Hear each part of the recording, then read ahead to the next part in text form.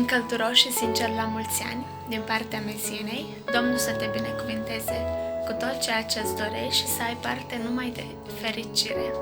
Îți mulțumesc pentru tot. Te pup! La mulți ani, mămica, Domnul să vă binecuvinteze și să ne vedem cu bine la val, la oferire de tot. La mulți ani! La mulți ani! La mulți ani, Mica! La mulți ani, mămica noastră, îți dorim multă iubire, sănătate, fericire, multă binecuvântare din partea lui Dumnezeu și din partea noastră. Te iubim mult! La mulți ani! Domnul să vă binecuvinteze!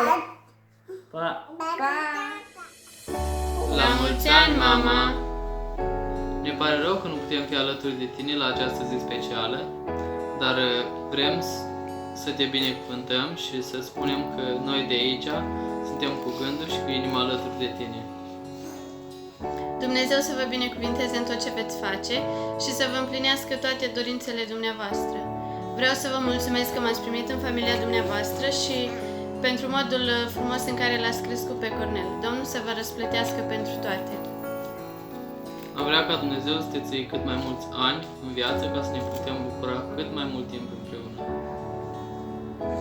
La mulți ani! La mulți ani!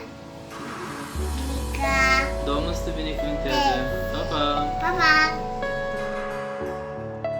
Mama, chiar dacă suntem departe și nu putem fi împreună, eu, fiica ta, ginerele și nepoțica, vrem să-ți urăm un sincer la mulți ani, multă sănătate, fericire, Domnul să te binecuvinteze, te iubim mult, pa, pa! La mulți ani!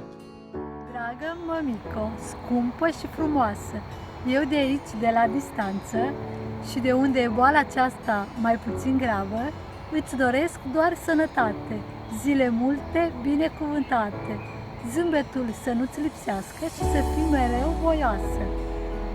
Te iubesc și îți doresc mulți ani fericiți și să ne vedem cu drag. Pa, pa! La mulți ani, binecuvântați, mămică, Domnul să te binecuvinteze! Domnul Iisus să vă binecuvânteze! La mulți ani, Mica! Domnul să te binecuvânteze! Bună, mămica, cu ocazia zilei de naștere vreau să spun și eu la mulți ani. Domnul să te binecuvinteze, să-ți îndeplinească toate dorințele tale, să ai parte numai de bucurie și de fericire. Te iubesc mult!